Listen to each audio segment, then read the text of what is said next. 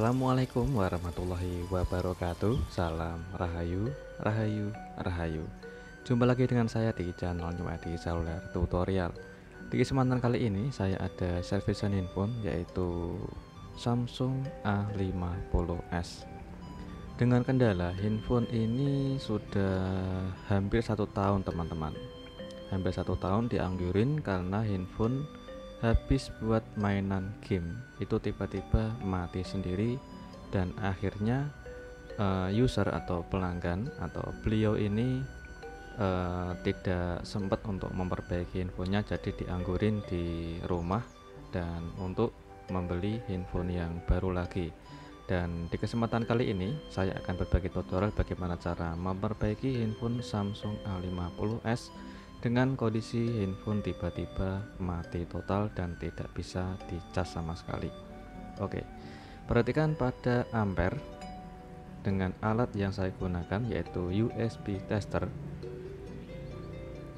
Ada notifikasi keluar di angka 0,08 ampere yang mentok hanya cuma 0,11 ampere. Jadi handphone sama sekali tidak ada respon apabila kita cas dan hanya mentok di 0,08 ampere.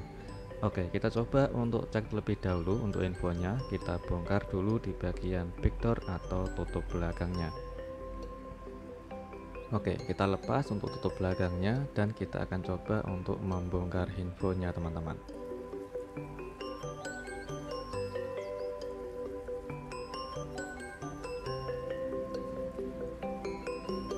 Oke, kita coba untuk buka dulu di bagian SIM tray dan kita lepas untuk di bagian bezel atau tulangan tengahnya.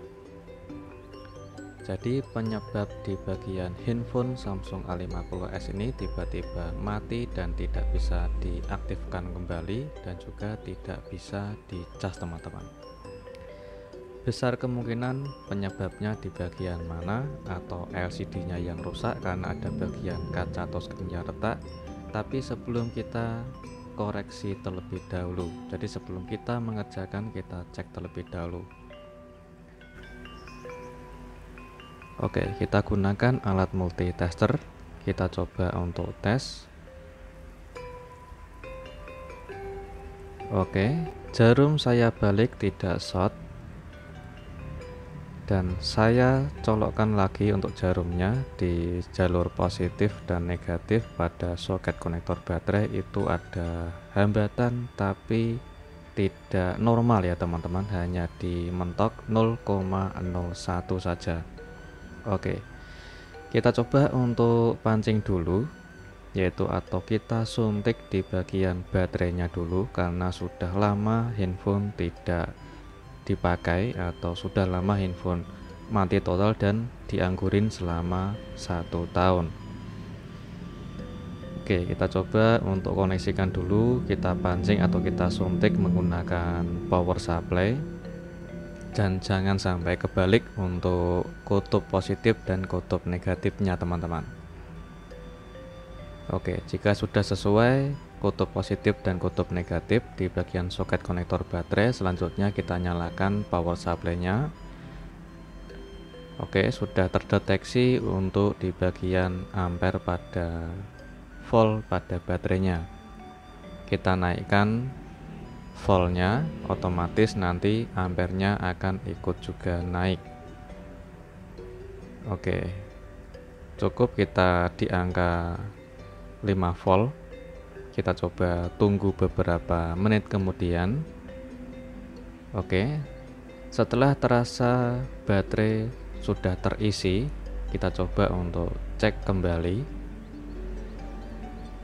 Oke, tetap kita gunakan alat yaitu USB tester untuk mengetahui volt dan juga ampere yang masuk ke dalam handphone.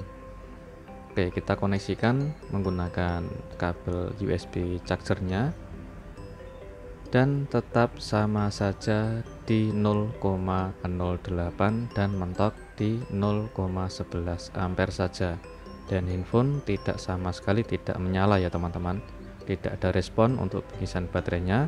Kita coba lepas soket konektor baterainya sambil kita koneksikan menggunakan charger. dan sama sekali tidak ada tanda-tanda kehidupan. Biasanya kalau handphone Samsung, khususnya Samsung A50, A50s atau Samsung A tipe lainnya, itu biasanya kalau soket konektor kita lepas sambil kita koneksikan menggunakan kabel USB charger, itu biasanya keluar logo tanda petir. Namun untuk handphone ini melainkan sama sekali tidak ada tanda-tanda kehidupan teman-teman. Jadi mati total, tidak mau menyala sama sekali. Kita coba untuk bongkar dulu di bagian mesinnya. Di bagian ini kita lepas di bagian kameranya, yang tujuannya agar kameranya tidak kotor saat kita proses mengerjakan teman-teman.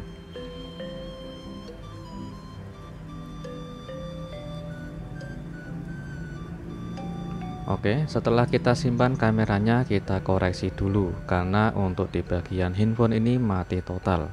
Yang saya tunjuk itu adalah kaleng bagian area IC powernya. Oke, jadi intinya apabila kita cek dengan USB tester atau dokter USB hanya keluar 0, sekian ampere, yang seperti kejadian handphone ini yang saya tes hanya mentok di 0,08 sampai 0,11 ampere saja. Apabila kita nyalakan menggunakan power supply, otomatis kita tekan power itu gak bakalan bisa naik. Kalau mungkin ada respon untuk jarum ampernya itu naik cuma sedikit, biasanya kebanyakan yaitu di bagian IC powernya. Jadi untuk analisa kerusakan IC power ataupun kerusakan lainnya yang biasanya terjadi pada handphone Samsung A50, A50s atau seri tipe sejenisnya, biasanya kebanyakan itu ada di bagian kerusakan IC RAM ataupun CPU. Tapi untuk IC RAM dan CPU biasanya ada tanda-tanda logo tanda petir yang positif, itu kondisi IC power masih berfungsi ya teman-teman, karena ada tanda-tanda kehidupan atau handphone bisa menyala tapi hanya mentok logo ataupun mentok di tanda petir saja. Oke, jadi kita langsung saja untuk membongkar di bagian kaleng area IC powernya teman-teman. Saya menggunakan tang potong seperti biasa. Untuk menggunakan tang potong untuk membongkar kalengnya harus ekstra hati-hati. Biasanya saya menggunakan karter terlebih dahulu, yaitu untuk mempermudah pembongkaran pada kaleng, dan harus ekstra hati-hati. Di bagian setiap kaleng itu pasti ada jalur ya teman-teman. Jadi untuk menggunakan cutter atau menggunakan tang potong, yaitu pembongkaran pada kaleng, harus dicek terlebih dahulu di bagian setiap jalurnya.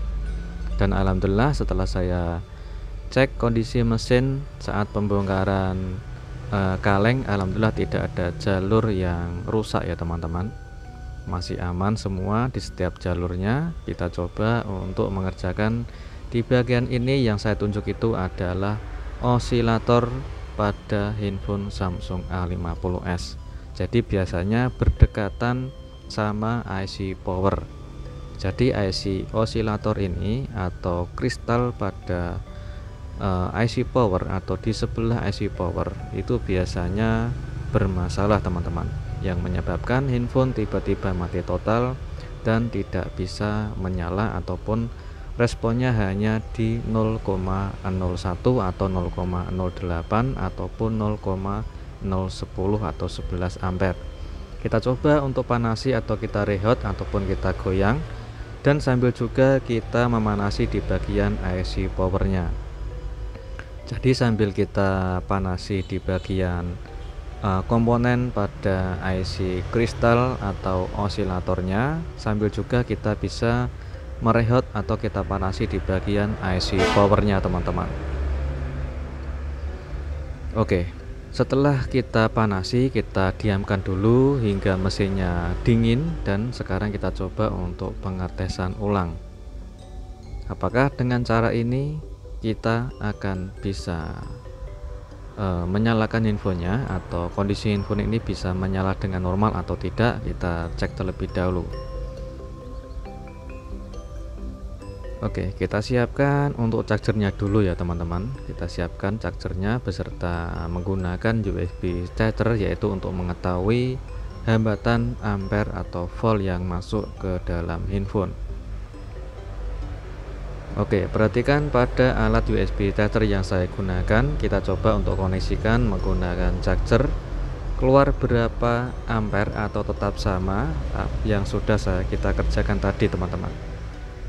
Dan alhamdulillah sudah keluar 1, lebih ya teman-teman, 1,6 ampere.